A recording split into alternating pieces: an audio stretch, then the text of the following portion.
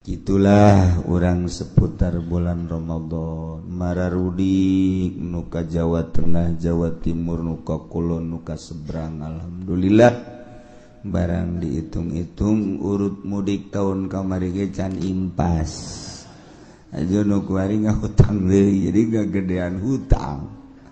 Ulah sebenarnya mah silaturahim malah sunah daripada ngagedean hutang mendingan mayar hutang. Kurang mati balik malah jang sebagai A'udzu billahi minasyaitonir rajim. Inna Allaha wa malaikatahu yusholluna 'alan nabi ya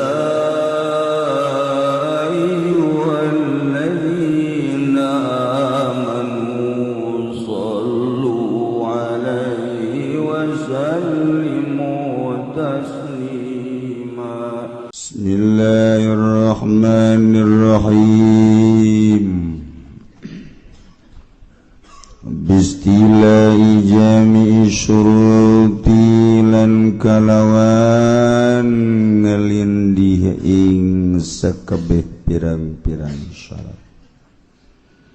Wa kadza fasikun wa jahilun fil aswahilan iku kaya ikilah istilah utayongkan pasek lan wongkang bodoh ing dalam monggo kaul as.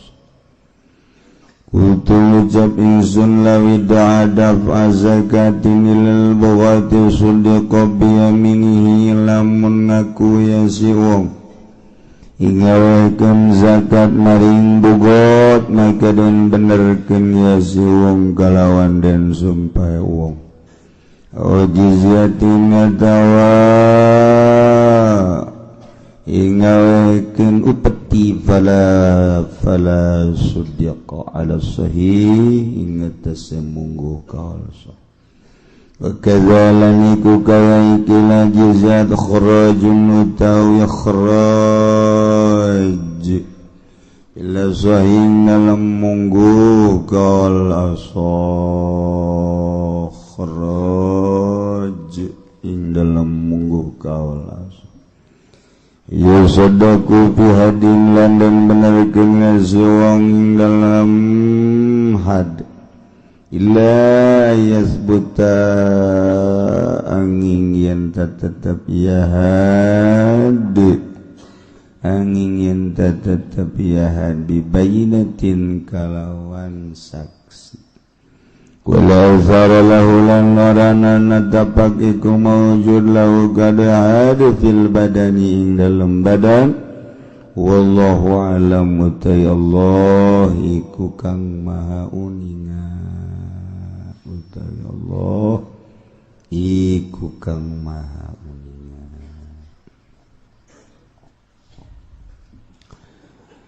Para jamaah kaum muslimin wal muslimat rahimakumullah. Alhamdulillah kalayan kersaning Gusti dina minggu ieu urang masih keneh dipaparenan nikmat ku Gusti Allah, nikmat sehat, nikmat afiat, nikmat panjang umur, leuwih-leuwih nikmat anu bakal mawa urang kana kanikmatan hakiki. Ialah nikmat iman, nikmat Islam. Ku nikmat-nikmat etalah urang bisa berbakti ka Gusti Allah Subhanahu wa taala. Di antarana urang bisa kumpul sabihara-sabihari. Sakumaha biasa urang ngayakeun rutinan ngaji saminggu sakali. Ngaji saminggu sakali ge di lembur mah asa pangaji-ngajina bae. Kos bangun eueuh deui tandingna teh pong ngaji alah saminggu sakali ngaji dibandingkeun jeung nonton TV sabucu-bucuna aja. Nonton TV mah unggal poe bari teu puguh mangpaatna diistiqomahkeun. Embung kaliwat ku goblok-goblokna urang. Tapi urang teu ngarasa goblok, jadi bloon urang. Goblok teu ngarasa goblok ya bloon. Nonton TV mangpaatna teu ngarasa bahwa eta teu bakal dihisab di akhirat. Urang dibere mata jang ibadah ai prak dipake apruk-aprukan pake nonton TV. Apruk-aprukan neulean HP. Gambar dina HP na aya gambar jahea. Mending mun ngarakeun geus kolho. Puisan geus ambalaya tapi gambar jahe aya ke. Deres jahe urang dalam negeri mah luar negeri. Bule aya di HP-nya na bloon jasa. Teu make kutang deui situ. Allah karim. Da ieu lah sing hararade urang hirup teh sakadar nungguan pae. Anu milu jeung urang penutupan pengajian teu milu ku ari ngamimitian pengajian sabaraha. Salila bulan puasa ge kula nyolateun deui aya nu geus teu diijabah nu jauh teuing atawa waktuna isuk-isuk embung hees mah. Obat eta ahli-ahli ngaji anu keur penutupan milu na ieu ngamimitian mah teu milu. Aya nu kuari milu ye ngamimitian duh ka minggu hareup. Saha malakal maut geus neulean bae nyawa di tengah nyawa di tukang nyawa di deukeut tangkal Ambon di ditu. Nah eta urusan maut mah teu kudu dipake kasieun jasieun ge datang bae maut mah. Ulah berani teuing jeung maut bakal datang. Nu penting mah sabada mautna urang meunang ridho Allah Subhanahu wa ta'ala. Ceng-celengankeun modal urang yakni umur pake berbakti.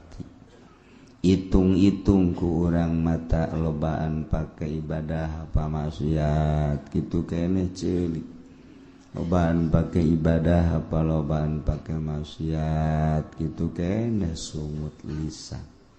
Lobaan pake ibadah apa lobaan pake maksiat leungeun suku urang itu. Hasibu qabla an tuhasabu. Geura perhitungkeun ku urang meme urang dihitung dirinci jaga di akhirat. Kitulah urang bersyukur dina minggu ieu urang sakumaha biasa. Sejak ngamimitian deui ibadah bentukna ngaji. Kaharti teu kaharti ngaji bae. Pokona nu penting enggo poe Minggu datang diuk balik. Teu kudu hese-hese pokona mah. Diukna ge geus teu kudu di tengah-tengah majelis. Penting mah hadir bae geus. Aya nu deukeut tukang uduk, kang sate, kang baso. Pokona di mana bae nya nyempilna. Aya nu SMS-an bae. Oh, nyana di ditu ieu di dieu. Ke balik bareng. Aya deres jeung lalaki deui mah. Eta. Mesti eta.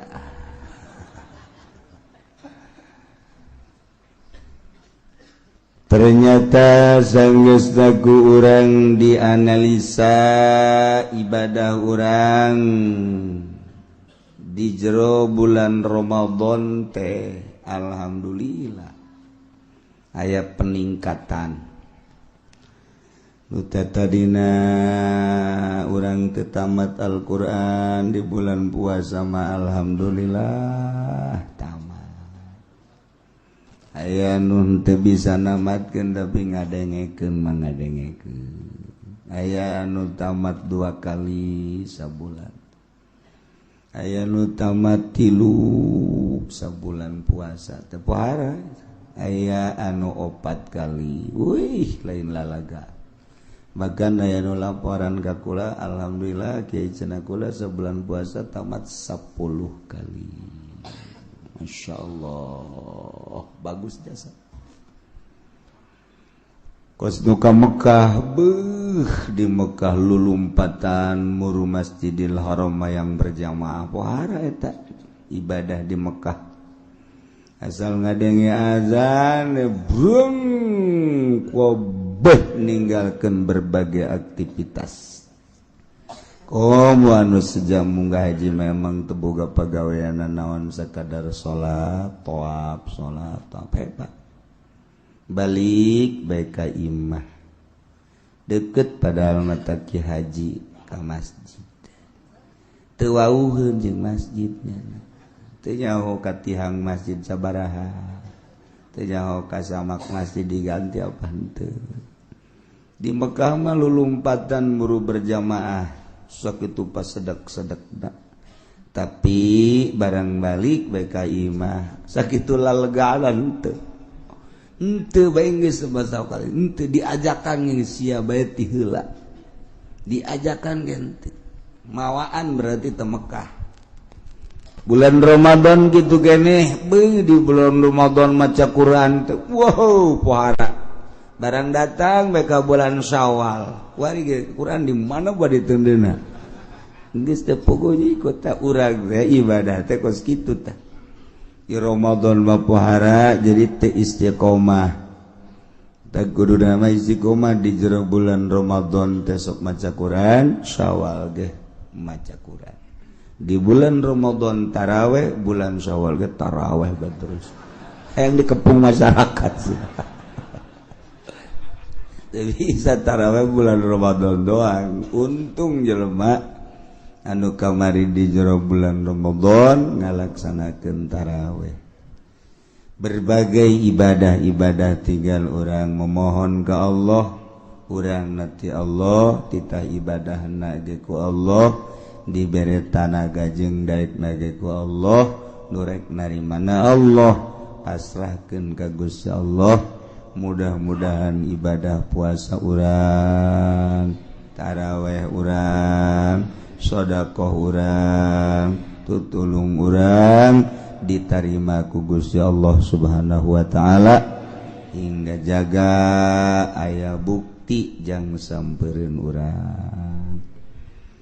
Kitulah urang seputar bulan Ramadan mararudik nu ka Jawa Tengah, Jawa Timur, nu ka Kulon, nu ka seberang. Alhamdulillah barang dihitung-hitung urut mudik tahun kamari ge can impas aja nu kuari ngahutang deui jadi gagedean hutang ulah sebenarnya mah silaturahim malah sunah daripada ngagedean hutang maningan mayar hutang kurang mah tibalik malah jang silaturahmi atau silaturahim ngahutang ulah kudu nama orang pas ini jeung pemajikan neng tahun kamari orang mudik ka Jawa Timur.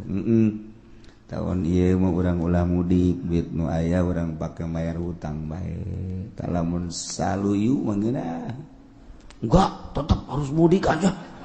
Bagaimana juga, ini kan setahun sekali. Kalau enggak udah cerai aja wah. Ambalayah urusan teh.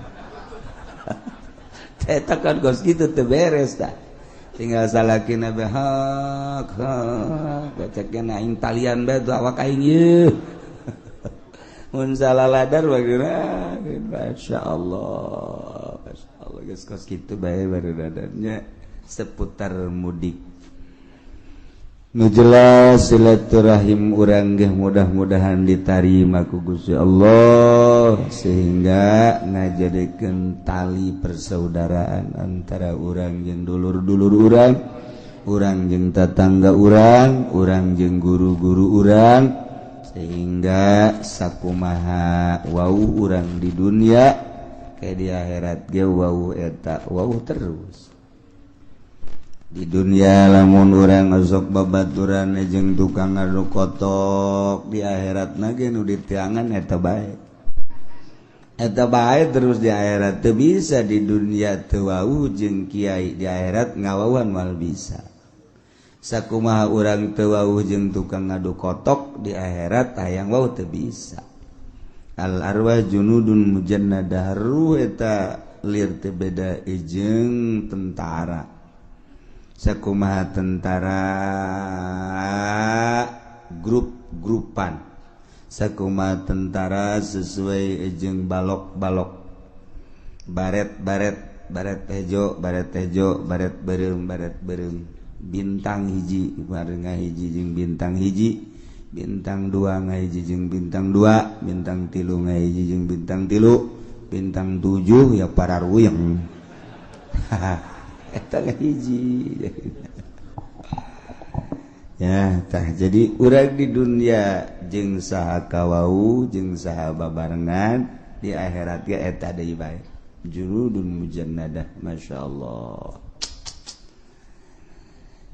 kuari urang seja di jero hate urang dek ngamulayan ibadah ka Gusti Allah sakumaha biasa ngaji selain minggu di lembur masing-masing ge digiatkeun pengajian nu di masjid di mushola di majlis taklim mulai dikosongkeun lantaran serangan-serangan di luar ku ari pohara jasa Wahabi terus-terusan ngalengitkeun kunut ngalengitkeun usolli riweuheun Wahabi mah aya nu kunut padahal di pasar Kemis bageus teu kudu diriweuh-riweuh boro-boro kunut subuhna ge henteu teu kudu diriweuh-riweuh nya kuron ngariweuhkeun kunut atuh subuhna ge geus henteu bejakeun ka Wahabi udah jangan bingung-bingung gitu pangkas dengan subuh-subuhnya bingung nama subuh geus urang mah teu aya subuh isuk-isuk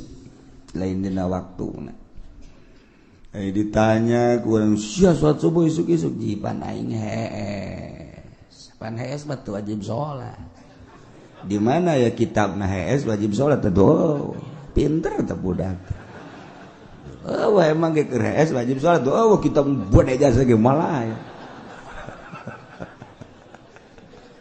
jago tuh budak kajawabna aing sudang atuh aing salat hebabna qoboan atuh geus dipasing-pasingkeun ku Gusti Allah jadi alhamdulillahirabbil alamin urang ngayakeun kegiatan ngaji di lembur ge digiatkeun ku ari sebab ieu Syiah terus-terusan salah cenah kiai eta Syiah teh panjang dongengna ke urang bahas dina kesempatan-kesempatan nu jelas Syiah nu aya di urang mah teu pati beres Wahabi cenah salah teh kiai ai salah jasa teu ngan kurang pati bener ai salah jasa teu ngan kurang pati bener eta Wahabi Neye sing ade di urang mah Tangerang, Bogor, Serang, Pandeglang, Rangkas Bitung, Lebak termasuk alhamdulillah Sunni yakni ahli sunnah wal jamaah solid. Aya ge pepeletekan Wahabi Muhammadiyah Persis lah teu dianggap aya kosnu eueuh. Geus direncanakeun deuk asup ka wilayah provinsi Banten serangan Wahabi jeung Syiah. Atuh aya adapun nyana deuk dararatang atuh sabodo tinggal urangna be ulah goyang. Sakitu bae geus kajeun nu goyang mah di Karawang bae. Urang ulah goyang-goyang biasa bae. Ya teh jadi tegeran akidah urang sing hade. Anak urang sing hade, incu urang sing hade, urang mah nuturkeun guru urang nuturkeun guruna, guruna nuturkeun guruna sampailah ka para tabiin, sampailah ka para sahabat, sampailah ka Kangjeng Nabi Muhammad sallallahu alaihi wasallam. Ulah pungkal pengkol sing hade geus puguh kitabna, geus puguh pelanggeranana, urang menyekelan kitab salafus sholihin. Dimodernkeun boleh-boleh bae urangna nu milu modern. Akidah mah ulah dimodern-modernkeun. Agama ulah dimodern-modernkeun. Urangna deuk milu modern silahkeun bae. Sok bae sakadar jang cacampuran urang supaya ulah aya ketimpangan modernkeun awak urang. Tapi akidah jeung agama mah teu bisa dimodern-modern. Akibat dimodernkeun Quran dipotong-potong ayatna anu masih keneh bisa dipake nu teu bisa dipake kunyana disingkirkeun. Nah eta kos kadar itu kan teu beres. Antak sing hade Islam datang ke Indonesia dibawa ku para wali Allah, bentukna ieu kos urang kos ieu ahli sunnah wal jamaah. Di luar negeri mah geus dirarobah, walaupun negara Islam tapi geus berubah. Urang lamun deuleu di Yordania, lamun beja di Turki ku ari geus teu puguh, kitu keneh di Tunisia, kitu keneh di Maroko. Padahal negara Islam tapi geus berubah. Tapi di Indonesia mah masih utuh, loba kesulitan deuk ngarobah Sunni nu aya di Indonesia. Ieu berkat fadl Allah Subhanahu wa taala. Geus berbagai-bagai dirobah-robah tetapi tetap masih kuat keneh bae. Tinggal sing hade urang nungguan maut besi rubah-robah, naudzubillah komo datang ka asup Kristen, naudzubillah min zalik wa min zalik. Ngagelok ka Wahabi ge, naudzubillah min zalik wa min zalik. Teh urang teh keur ngabahas tentang bugot, tentang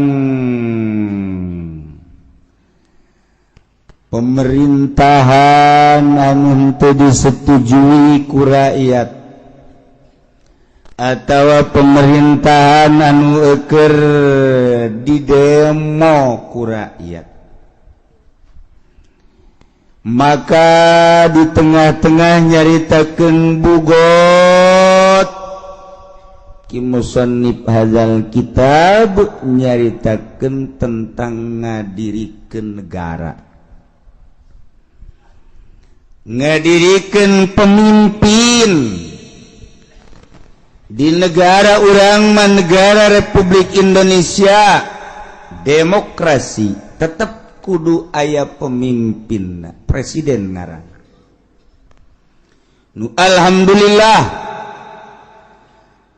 mimiti Bung Karno, kemudian Bung Harto, mantas Soeharto sakedeung B.J. Habibie. Tas Habibie teka caritanya nakuar di mana ayana. Kuletik meureun teu kanyahoan. Ganti mantas Habibie ku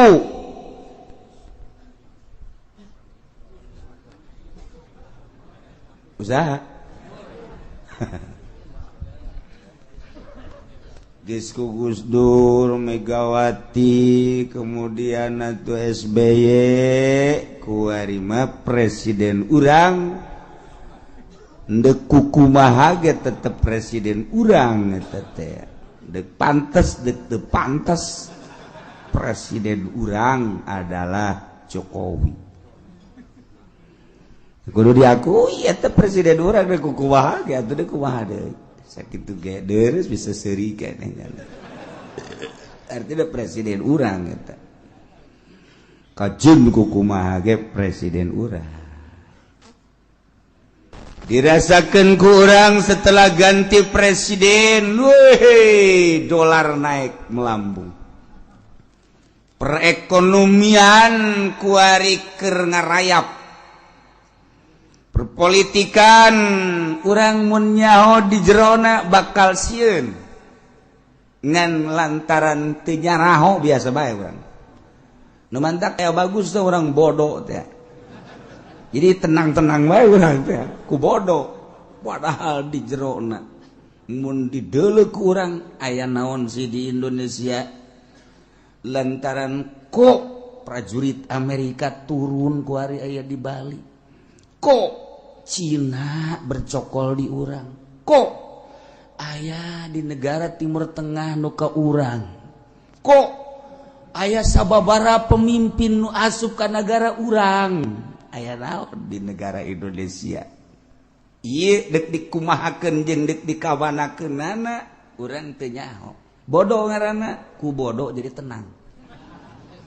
Kalem-kalem bae urang bodoh teh atuh. Salat ge bodoh mah tenang bae. Allahu Akbar. Kumaha teh kumaha? Lah, mun ditanya Allah mah nyahoan ieu. Beres luhur teh jelema kos kitu eta. Atuh emang bisa ada sakitu atuh kumaha. Geus teh diutar diatur deui. Urang papan salat teh mimiti ngatur caina wuduna ieu bener apa henteu cai sah teh dipake wuduna, terus make syarat, terus make rukun beres wudu kemudian salat make pakaianana nu kumaha di samping jang nutupan aurat adab-adabanana lantaran ieu teh pan dideuleuh ku Allah pantas apa henteu sih menghadap ka Allah model kos kieu aing ieu diperhitungkeun ku urang henteu make lepis los, make lepis, make kaos hideung pet dikatukangkeun salat Allahu Akbar beres geus. Lah cenah kiai ka Allah mah nyahoan ieu nyaho aing ge naon bedana sia jeung kenek nu mundurkeun mobil ieu. Beda tuh sia harap ka Allah kata Allah mah teu kadeuleu ieu kumaha teh sia mah teu kanyahoan ieu ku teh sia mah sakitu ayana tuh kitu bae. Tapi lamun urang bisa ndeuleuh make mata hate ngadenge make ceuli hate isin salat model kos kitu teh henteu mah teu nana adab nu eueuh. Ieu tah urang teu perti kunaon eta bodoh, ku bodoh tenang-tenang bae biasa bae nanti salat likum-likum beres ngarokok geus teu babacaan teh lah tulis Allah mah nyahoan nya dalil ngan eta dong Allah mah nyahoan. Masalah bodoh jadi tenang geus di akhirat daga tunu bodoh ngaranna ge tenang bae kana mah di akhirat kalem bae dah mantep ngeunaheun jadi bodoh alhamdulillah madzhabalah nu bodoh geus teu puguh nyikut. Nanti tepuku jukit kumaha madhabna bae. Kadang kos urang, kos ahli sunnah, kadang kos Muhammadiyah, kadang kos Persis, kadang-kadang kos itu tuh bodoh ngaranna gitu. Ta eta bodoh nu kos kararitu teh. Nah ieu urang bodoh politik teh nyawana naon jeung dibobodoh kuat.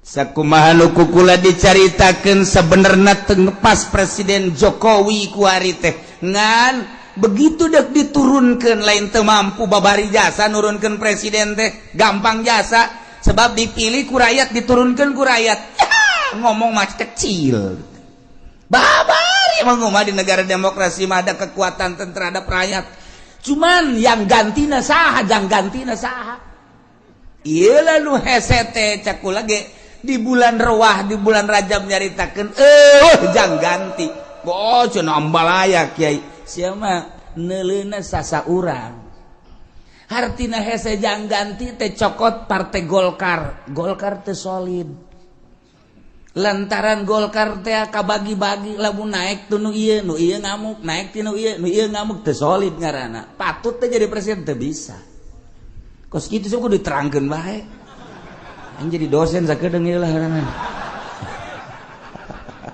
eta para raham aya nu ngomong mana cenah ganti nu jelobak kiai cecek ieu ganti sia mah teu paham politik cokot ku ari di petilu acak-acakan cokot di berbagai partai pada tete kudu boga partai na acak-acakan teu solid boro-boro partai nu lain partainya nana ge acak-acakan teu kumaha bisa ngagantianana tuh aya jelema pinter jasa kuari di luhur aya teu boga partai peot jasa leutik jelema pinter eta keur dipermasalahkeun kuari siapa apa henteu nyanana jadi presiden siapa teu leutik jelema kuru leuwih kuru tibatan Jokowi atuh nu aya ge teu pantes ngomong eta meureun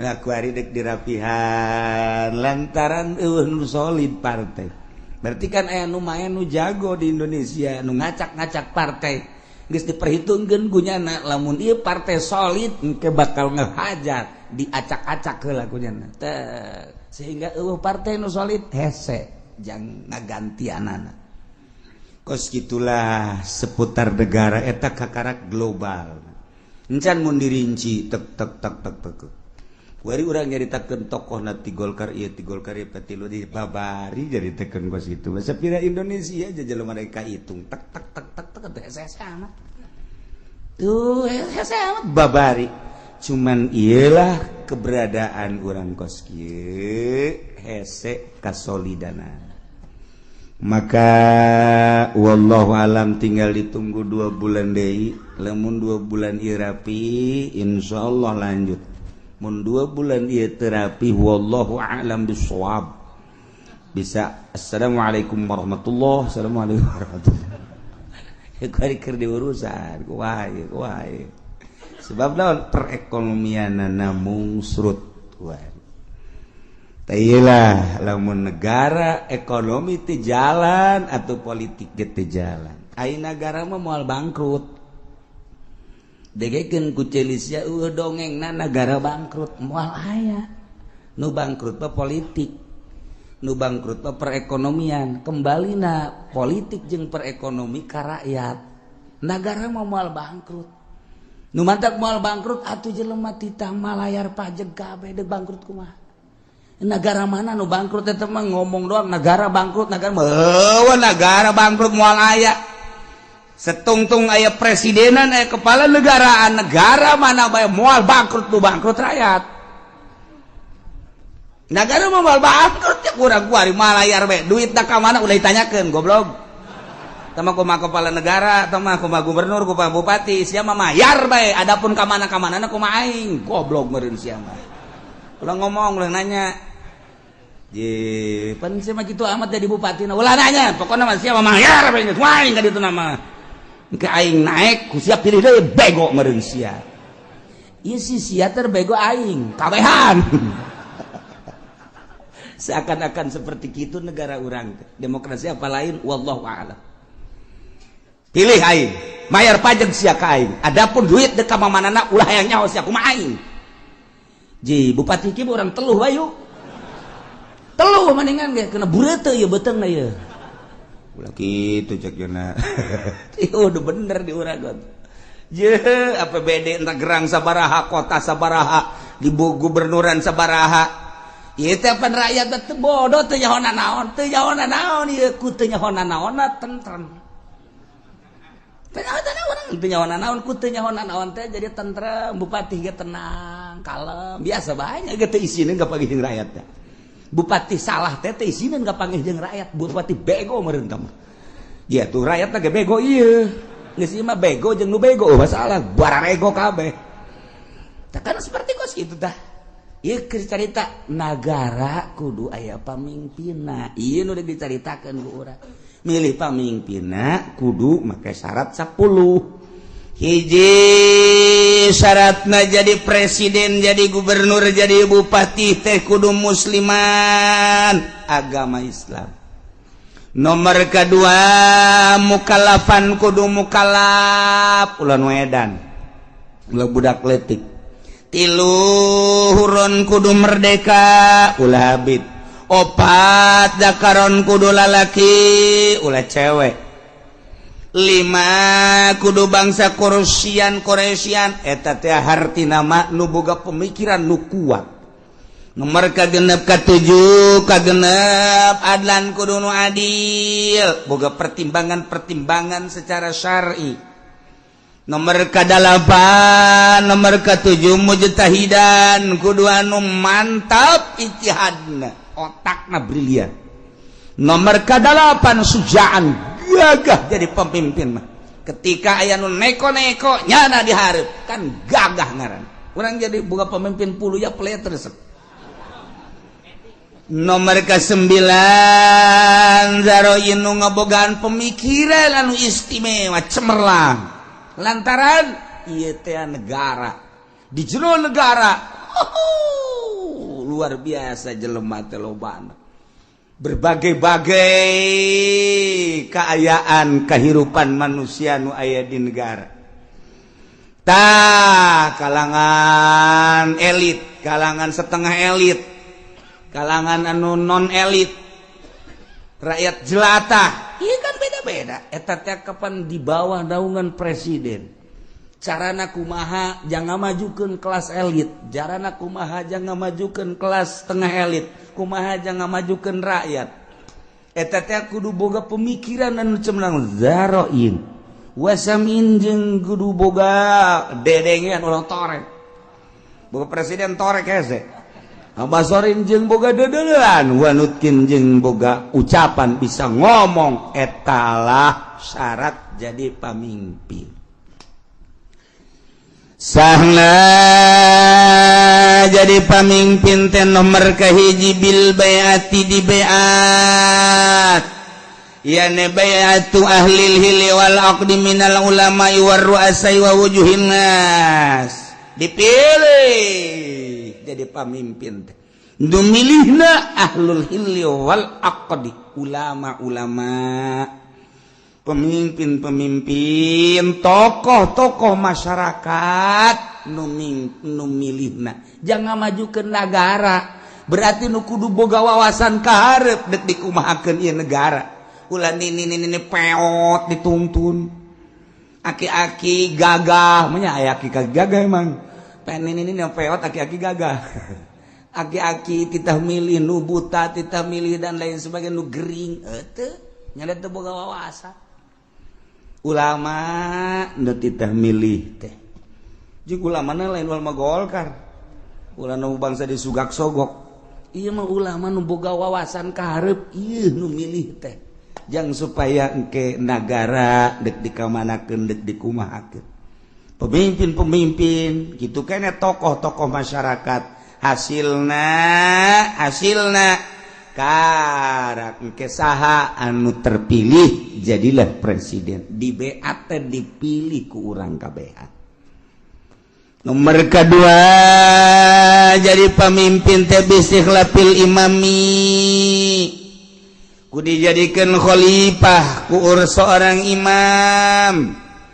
Seorang presiden ngajadikeun khalifah lantaran nyana geus kolot daya pikir geus kurang nyana nyiapkeun jang pamimpinna nu geus digodog ku nyana geus dipersiapkeun jang mimpin negara dikamasankeun ka para tokoh tanya tentang politik tanya tentang ekonomi jeung budaya coba ge nyana geus mempersiapkeun ieu lah tokohna saksian ku para tokoh di urang memereng di parlemen nah iyalah kula dipersiapkan maka saat ieu kula ngalimpahkeun kewadagan kula wah naon kitu ngaranna jabatan kula terhadap seseorang nu kula dipercaya iyalah makanya na mundur ieu naik atawa nyana wasiat mun kula paeh ulah kasasaha jabatan teh ieu bae si pulan Sayyidina Abu Bakar Siddiq radhiyallahu an nyana geus wasiat kula maot pemimpin ulah sasaha deui ialah Umar bin Khattab geus ketika Sayyidina Abu Bakar Siddiq maot geus teh kudu hese deui langsung Sayyidina Umar naik nomor kedua nomor katilu ieu nu ku urang keur dibahas wa bistilahi jami syuruti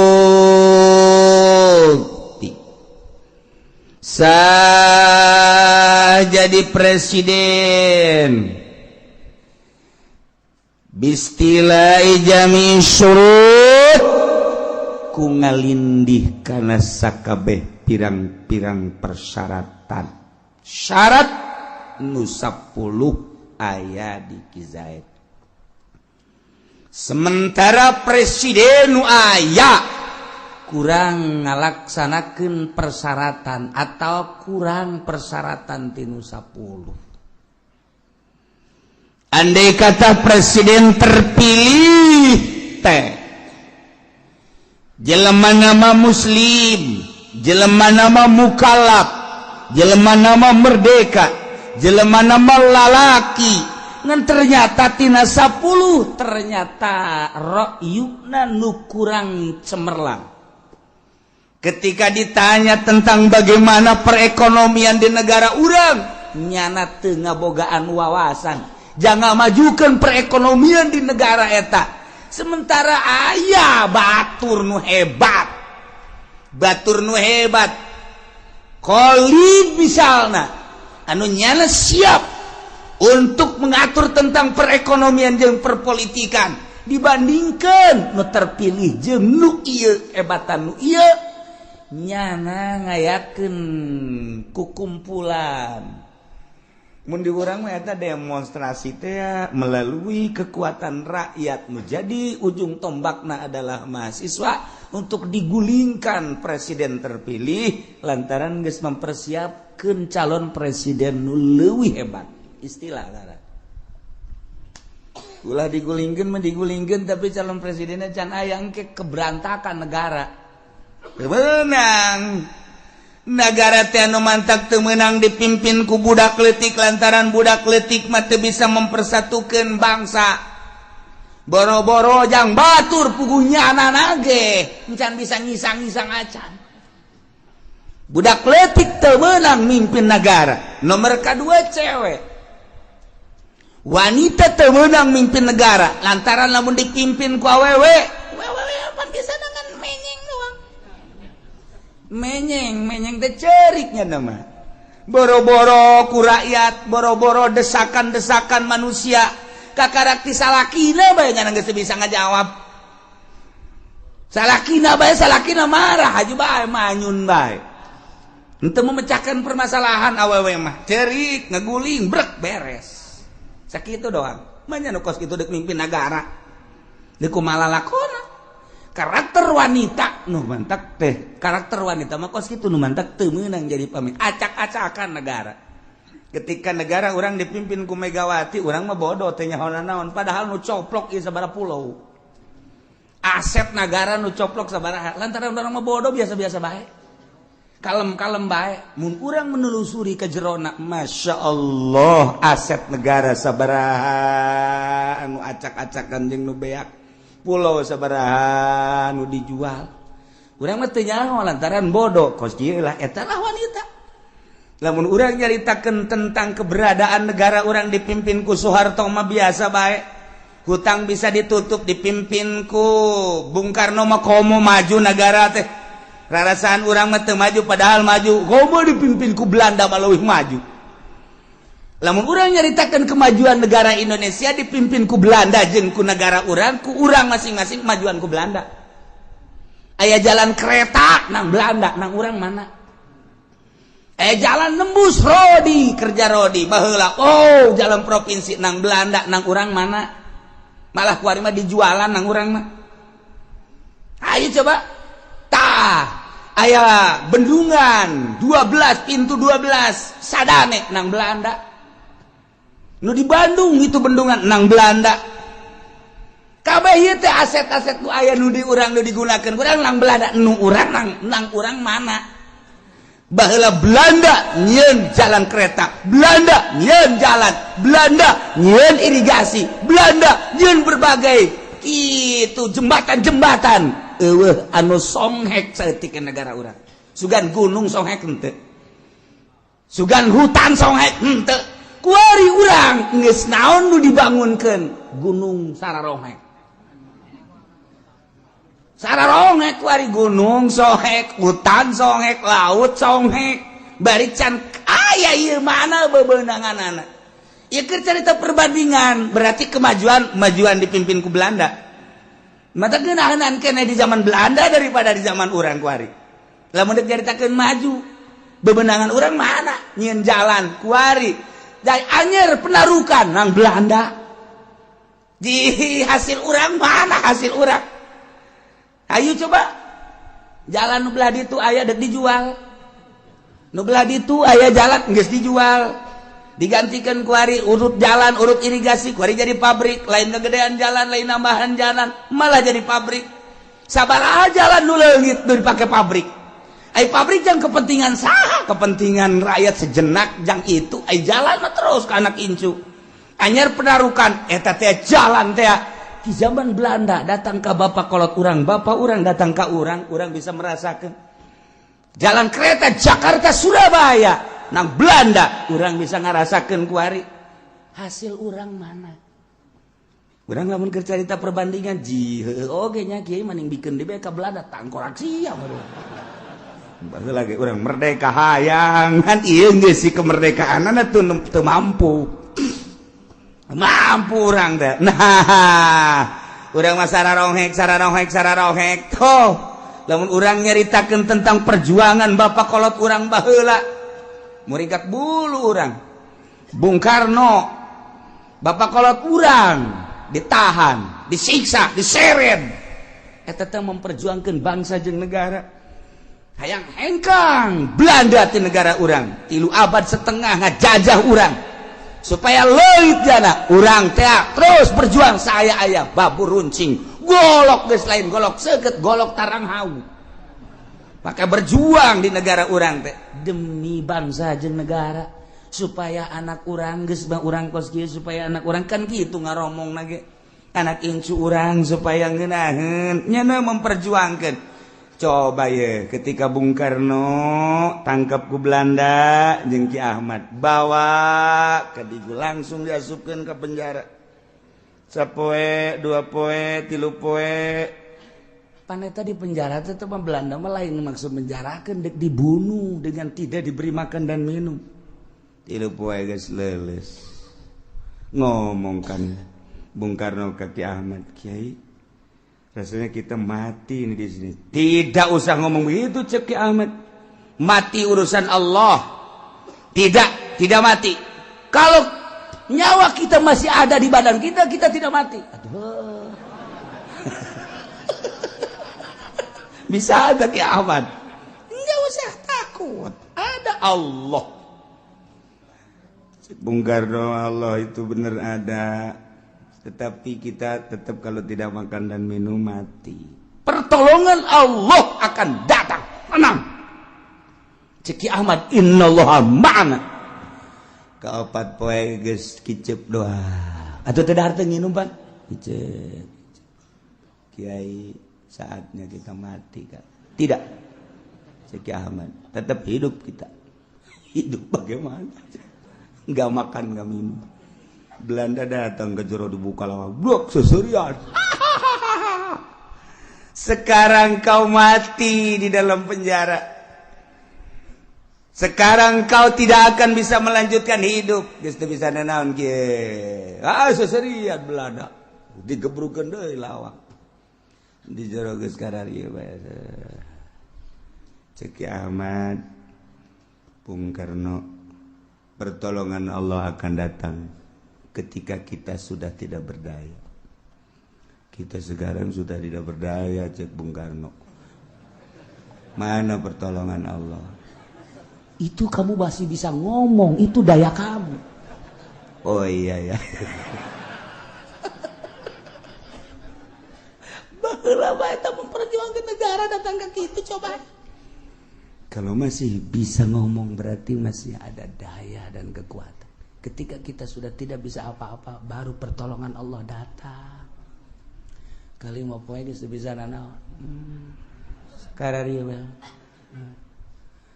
Mencak urang mau ana pertolongan Allah sebentar lagi. Ketika kita belum pasrah 100% kepada Allah, Allah tidak akan menurunkan pertolongan. pasrahkanlah diri kita 100% kepada Allah. Jangan ada perasaan, kekuatan, daya di diri kita. Semuanya milik Allah. Ceki Ahmad kan gitu. Pasrahkan semua kepada Allah. Nanti pertolongan Allah datang. Bung Karno geus kieu bae. Mesti ngomongnya. Mesti harta nginu. Kunaon ka sore jol bae jelema datang mawa sangu lewat erang-erang tah di penjara teh pan aya nu bolong sagede-gede di luhur lobang angin asup ka dinya set bluk mawa sangu dahar di jero ayo kita makan ini pertolongan Allah dah Bung Karno ge bingung di liwat mana jelema ieu lawan dikunci bisa mawa sangu segala rupa ieu. Wow, segala geus beres, dahar, aya sambal segala geus di jero geus. Insyaallah wahara jasa. Beres datang kokobok set sasalaman. Naik deui lewat eta deui lubang angin set keluar. Bung Karno teu ngomong. Eta saha teu ngomongnya. Jeung nang nita saha teu ngomong. Deuk ngomong ka Ki Ahmad bisi salahnya. Secara kanan bae di jero. Kiamat ada kiai ulah apa kita sok ngaji mingguan di dia ngajina hikam teh ya Allah ya Rabbi geus rada aya tanaga teh poe eta isuk datang deui lewat eta didelegeun bae ku Bung Karno set datang deui dahar mantep pohara jasa hari ke-6 hari ke-7 mah datang deui ka-8 tetep nanya Bung Karno siapa sih jangan tanya tuh bener bae ceknya aing carekan deh. Teu beunang nanya saat-saat kos itu teu beunang nanya pertolongan Allah nanti setelah kita keluar baru saya jelaskan. Masya Allah. Tak eta teh bisa datang lewat eta kan jelema kiai. Datang ngosang. Hari ke-8 ke-9 Belanda mawa kitu tempat main teh naon? Kurung Batang. Dianggap pae kan dianggap pae kok jangan mau kurung batang buka begitu buka blek nyara kerkarari ada apa cak Belanda ini bukan orang tutup lagi sieunan atuh Belanda ge nah itu geus dianggap pae hatu hirup kayak gagah jasa tuh tutup ceknya bukan orang ini sieunan nah seserian ada di jero duaan bae oh Belanda sieun cenah ka urang cek Ahmad teh padahal urang ge sieun gayana cek negara deuk jadi pamimpin negara pohara jasa digencet ka Pandidigul teh tapi kan meleset jelemana blek ka Jakarta nu digencetna mah hanya tangkal cau coba eta bisa kos kitu nah setelah diperiksa dek di bredel kieu dek dipaehan disiapkeun tadi mah mau kurung batang kuari mah mau stem disiapkeun begitu asup ka dia langsung tembak bae geus Belanda orang jelemana milu keluar jalan nu tadi set berangkat kabeh Belanda kaget kemana dia kemana bingung Belanda yang bisa keluar lewat lubang itu mah bukan orang, setan cakna. Cak Belanda. Deui keur kacaritakeun na eta zaman baheula memperjuangkeun bangsa jeung negara datang ka kos kitu. Nah ieu keur carita eta lewat dinya jaba anu ngiriman sangu, jaba nyeuna keluar lewat dinya. Kok bisa karar itu? Hasil tapa. Dek mimpin negara teh tapa heula. Lamun patilasan Bung Karno di Jawa Timur, patilasan Bung Karno di Bogor, patilasan Bung Karno tuh di Bekasi, patilasan Bung Karno tuh di itu di mana kitu di Ciherang, patilasan Bung Karno di dia di Banten. Tapa Bung Karno. Mun urang nyaritakeun Padang aya patilasan Bung Karno, urang nyaritakeun Aceh aya patilasan Bung Karno. Etalah hendeuk mimpin sebuah negara. Tapa heula. Tah dipimpin ku jelema nu tapakan ngeunaheun urangna. Sebab naon? Beraninya ngeunaheun. Adapun kadituna urusan jabatan dan lain-lain sebagainya eta mah geus macem-macem geus kaditu. Tapi eta lain lalagaan bisa asup kadinya. eta si kiai saha anu asup ka lawang eta tah ka naon gara-gara lubang angin moal sangu set kiai urang Tangerang kiai datang ka dia set beres dah mah dibejakeun kiai moal mah dibejakeun sia digali ke kuburanana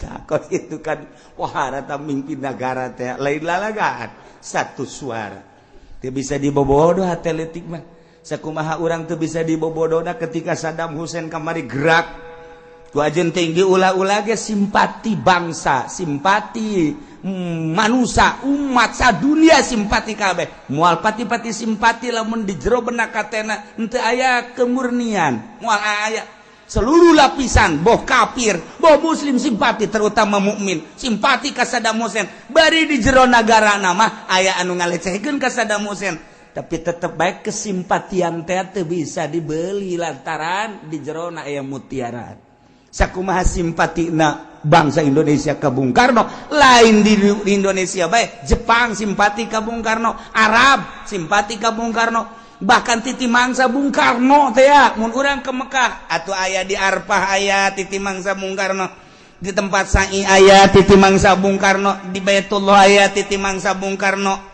lain jelema leutik berarti lamun urang nyaritakeun tentang keistimewaan Bung Karno ketika ke Afghanistan anu nganyahokeun makom Imam Bukhari secara mendunia Bung Karno yehe lain lalagaan tak orang lamun nyaritakeun sejarah kan teu dipuat aneh nu dipuatna hanya nu nakal-nakalna bae cinta wanita lah nu dipuat teh tentang KPKI-an lah nu dipuatna kepositifadana negara jadi merdeka hanya sakitu bae lain-lainna teu pernah dipuat ketika Bung Karno diundang ke Afghanistan gideg Bung Karno karena dibutuhkan wawasan Bung Karno di Afghanistan Soviet maka Bung Karno siap yang penting tolong carikan dulu makom Imam Bukhari di mana setelah ada nanti saya ke sana atau pansanagara neangan makom Imam Bukhari begitu datang kan itu salah cek Bung Karno bukan itu makam Imam Bukhari mah yang ini nunuduhkeun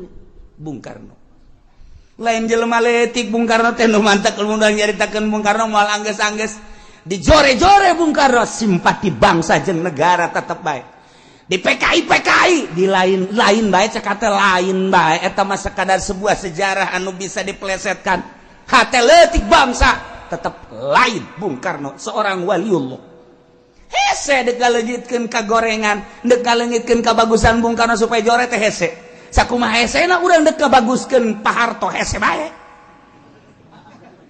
kumaha meureun eta mah kumaha meureun kajen du bagus-bagus ge teu daek bagus bae hese bae lain kaayaan buktina tapi di jero benak hatena anu padahal di akhir nama Pak Harto ge bagus di akhir nama yang sepanjangnya ngajawab teu bagus hanya detik-detik terakhir nu rada bagus teh rencanana tuh Gus Dur dijore-jore eta tetep bae nu kamari anti Gus Dur nu kamari ngajorekeun Gus Dur nu kamari buta ngabuta-buta Gus Dur kuari mawaan zarah nyana nu untung